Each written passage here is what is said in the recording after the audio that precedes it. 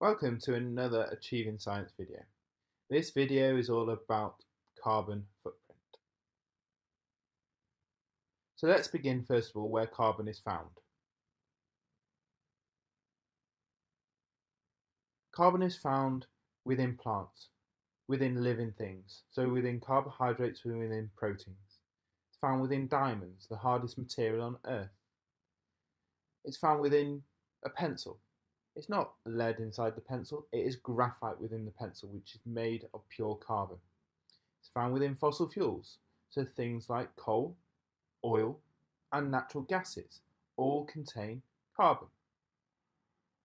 It is then found within plastics, which is formed from using oil and therefore makes all your plastic toys, plastic credit cards as an example.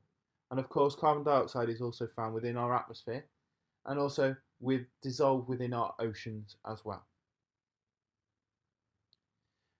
As we live on Earth, we need to be aware of the amount of carbon dioxide we produce.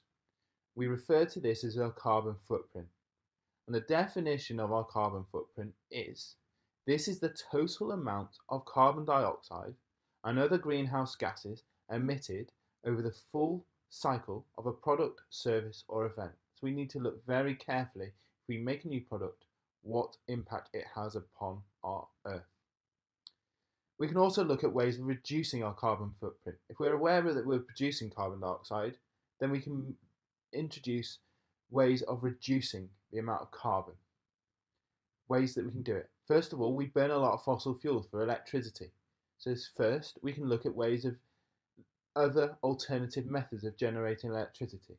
Things like solar panels, things like wind turbines, tidal energy. There are different ways of generating which don't produce carbon dioxide.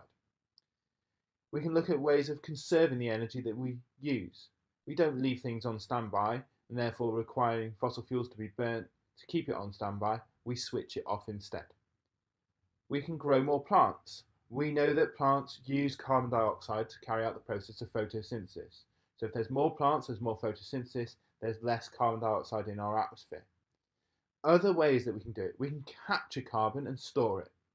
We could have taxes upon carbon and licenses, particularly on factories and industry.